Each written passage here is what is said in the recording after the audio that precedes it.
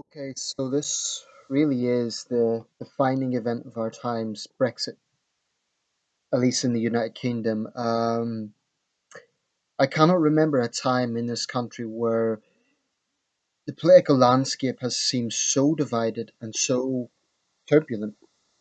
I'm just getting out of my bag right now the cover of today's, or this week's, I should say, Economist magazine. Actually, that's a cover from last week. It's this week with the subsequent vote. Self-explanatory. What I want to do in this video particularly is actually talk about the areas where I actually do agree with the Leave campaign or with the principal arguments that they put forward, or some of the arguments they put forward. I voted Remain in the end, as anyone watching my channel will know by now. And I still believe that was ultimately the right decision. I believe some of the subsequent events we've seen over the last 36, 48, 72 hours has vindicated much of the Remain argument, although time will tell. If we really do break up as a nation, that is, to me, that is the most alarming thing for me right now. But partly for the sake of unity, and partly because I want to show that I'm open-minded. I want to talk about areas where I do actually agree with what the Leave campaigners were talking about and some of their main arguments. Um, I'm not saying these were the fundamental arguments of the campaign itself, but just these are grievances about the EU as an institution. Now, Jean-Claude Juncker, who is the president of the EU Commission, is on record as having said that national leaders listen too much to their people. This wasn't in wake of Brexit. This is something that he said some time back. I don't know when the report was from. It was from the Daily Telegraph, so we're not talking about tabloid gossip here. That sort of attitude, aside from being obviously very arrogant, and it doesn't do anything to dissuade EU critics that the institution behaves like a dictatorship. It's almost like a soft dictatorship. It's not a dictatorship in the conventional sense. I'm not. I'm just saying this is how it is viewed. So it's not a dictatorship like Saddam's Iraq or Monte's Guatemala, or it's not that sort of brutal dictatorship where people are tortured and so on. Obviously not. But when you have a system where the heads of that system, that parliament, are basically unelected, and when they show this sort of contempt for public will, as Juncker has shown, it is going to anger people. And I do believe one of my disconcerted feelings about the EU for a long time has been that arrogance at the very top. And with all due respect to my fellow Remain supporters, including other Europeans, especially young Europeans, this is something that you need to understand that a lot of British people feel frustrated by, and a lot of Dutch people, and a lot of French people, and a lot of Danish people, and so on.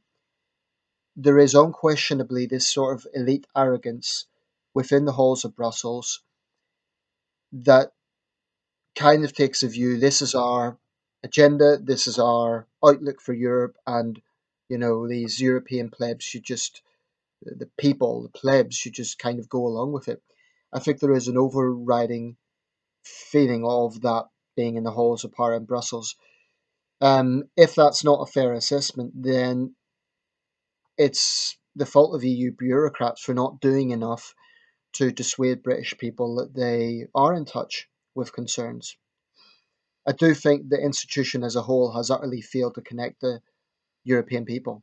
Um, it just hasn't went out of its way enough to win hearts and minds. So Nigel Farage could be right. There could well be a Dexit and a Nexit and a Grexit and so on. There's also certain bureaucratic rules that I think have really been an own goal for the EU. When you hear, for example, about farmers being under pressure because they have to meet quotas. So, for example, if a turnip needs to be the exact measurement, and if carrots are the wrong length and this sort of thing, that sort of red tape, which basically hits decent, hard-working people, just seems almost callous. It seems like they're producing red tape for the sake of it. When you have EU rules that say a certain amount of crisps should be in a crisp packet and so on, this isn't just ridiculous. It is actually, it really irritates people. Um, and it's incredibly wasteful. I mean, what one thing about the whole Brexit argument is it's just somehow Brexit is being associated with right wingers. If I was a traditional lefty, there would be many areas I would be disconcerted about the EU acting in favour of areas that could be seen as anti-progressive. For example, if you're an environmentalist, I find it intriguing that the majority of Green Party members are pro-EU because the EU has not been the most progressive organisation in the world in terms of reducing waste. Their sort of rules are incredibly wasteful. Um, and I think that's, when they have those sort of quotas and so perfectly decent products are thrown away, that seems ridiculous in a world where people are starving to death. So the EU as an institution is guilty of incredible waste.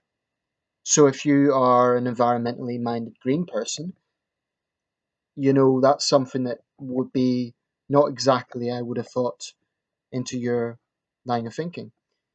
There are areas to do with justice. When you get very serious crime and a Home Secretary or a Justice Secretary of the nation cannot deport that criminal because of EU law, that creates real anger. And it did create this sense that we're not in control of our own borders.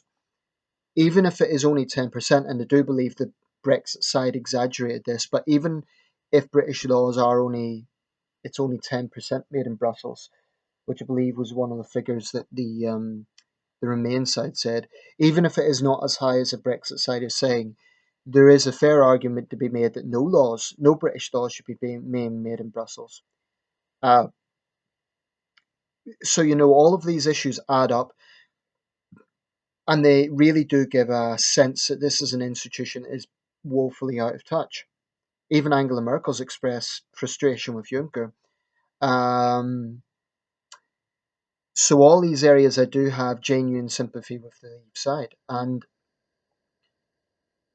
there are issues to do with migration that are very, very important. Now, the free movement of people stipulates that any EU citizen can work or live in any EU country. So, in theory, British people have the right to work in let's say, Poland.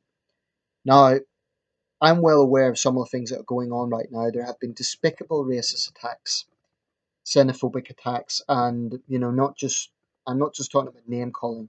There has been outright violence. I was sickened by a photo of two Polish men, a father and a son, who were brutally beating up somewhere in Buckinghamshire, and similar things have been happening around the country. This needs to be crushed. This is despicable. This is cowardly. This is criminal behaviour, and it needs to be crushed. This is not Britain. This is not the nature of our country, because we have always been an open trading nation. Yes, we've always had racism, but there is something very ugly about this. Having said that, there is genuine grievances with some of the attitudes of, frankly, other EU nationals that come to the UK. I do think it is problematic when you come to a country and you do not assimilate.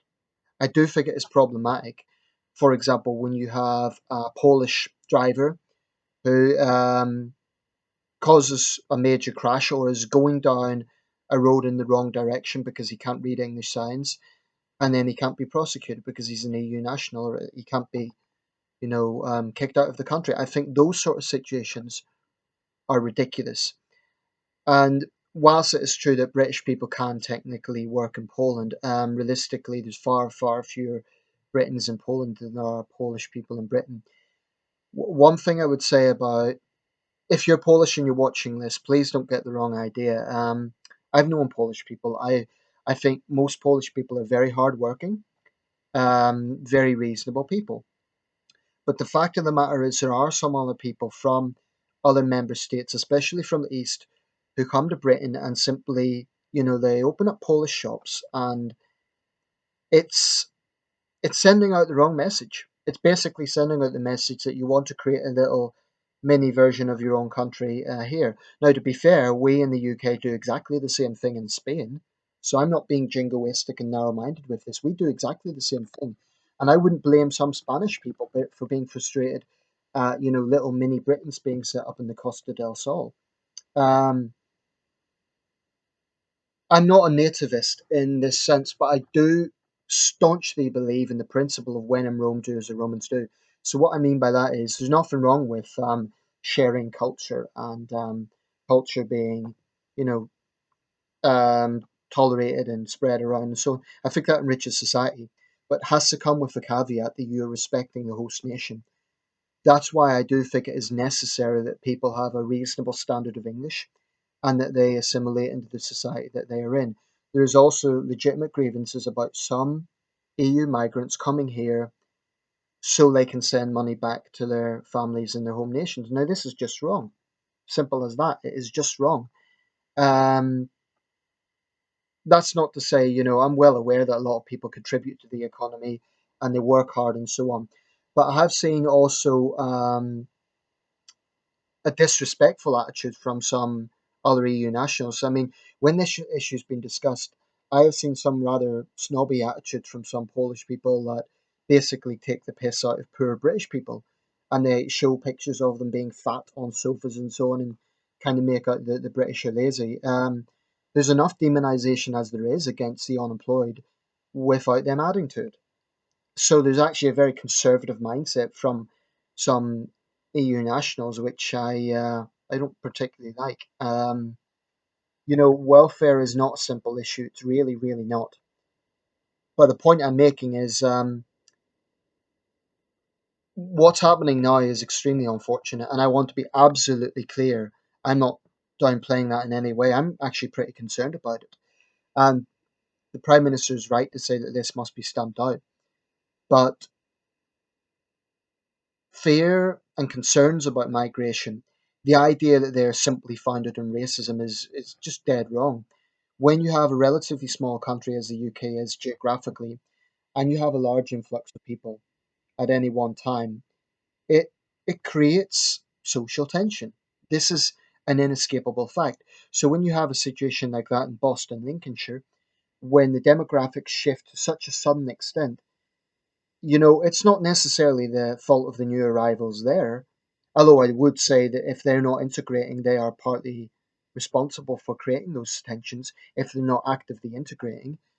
If you go to a small English village or town and you set up, let's say, a large Polish shop, that's a statement of, you know, we're coming here and we're just bringing part of our own culture here. We're not going to assimilate. But if you are Polish or Hungarian or Romanian and you come to the UK and you speak English and you're contributing to our country, then you should be treated with respect. And I am pleased to say in London, a lot of people and in Bristol have been going out of their way to welcome EU nationals. But all I'm saying is this idea that anybody who voices concerns or issues about migration, the idea that they're just racist, pure and simple, is wrong. Another issue I take with the Polish attitude is at, there's a lot of sort of victimhood mentality, like all these racist Brits are picking on us. Poland itself is not the most tolerant country in the world. Far from it. How many Syrian refugees has Poland taken? How many ethnic minorities are there in Poland? And far right neo Nazi behaviour is actually pretty common in Eastern countries. So Poland can't really lecture the British about tolerance. It's not the most tolerant country in the world, especially on issues like gay rights. So I'm a little bit resentful of some Polish people kind of pointing the finger at Britain and saying, oh, you're a British racist. Where there are racist attacks, yes, we should condemn it absolutely. And those people need to not only be protected, the culprits need to be punished. But I am somewhat resentful of outsiders demonizing this country and saying the British are racist because of what's happened. There are many, many issues involved in this that are a lot more complex than just people being narrow minded and hating foreigners. Of course, it doesn't help that there are Leave voters who are piss ignorant and they come out with things like, oh, we need to kick out all the immigrants and this sort of thing. That does not help. And those sort of attitudes are out there. Anyway, if you disagree with anything I'm saying, all I would say is I'll listen to what you have to say, but please keep it civil. I've tried to be as civil as I can in this video. And just for the record, I am not generalizing anyone. I've known Polish people who speak English, they integrate, they're very decent people, and they work hard.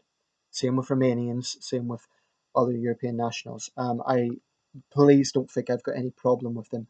I'm just saying there are some individuals that have the wrong mindset. I really believe that when you're in a country, you need to respect the country that you're in, and sometimes the attitude is frankly a little bit disrespectful. It's not a mindset of integrating. So yeah, people might work hard, and that's one thing, but there also has to be a fundamental respect for the country that you're in. I would say another thing. A Polish MEP kind of lectured a journalist, and he said, "Oh, we saved you during the war. We helped you out." Well, the truth is, it's true that Polish airmen served in the Battle of Britain, and they played a very important role, and we should eternally be grateful for the role they played. But Britain partly entered World War II because of the invasion of Poland, um, and thousands of Britons sacrificed in that struggle. So, people can say, oh, they didn't really care about the Poles or whatever. But the fact of the matter is, many British servicemen were killed um, in that struggle, which commenced with the invasion of Poland. So I think it's a little bit rich saying we saved you without looking at the sacrifice that Britain also made. It worked both ways. Um, that's just a few of my thoughts. If you are an EU national and you don't like anything I'm saying, please, or I just hope that you haven't misunderstood what I'm saying. I'm not generalizing anyone. I'm just talking about particular individuals with particular attitudes, and I stand by that. I think that their attitude is wrong, um, and I will always condemn racism in any form or guise, whatever. But concern about migration is not racism in itself, and I am convinced that if there was large influxes of foreigners going into small Polish towns, they would be having exactly the same attitude. So, less of the lecturing, please. Final point. I am very well aware that when I'm uploading this video, there are awful racist attacks going on, and in no way am I trying to, add fuel to the fire. Again, I absolutely emphasize the thugs who are responsible for doing this need to be arrested and punished. But now the reason I'm making this video is just to emphasize that I'm objective on this. I do understand both sides, and I'm a little bit irritated that some people outside the UK are just kind of rubbishing the Leave side as, oh, they're all a bunch of racists. Is really not that simple.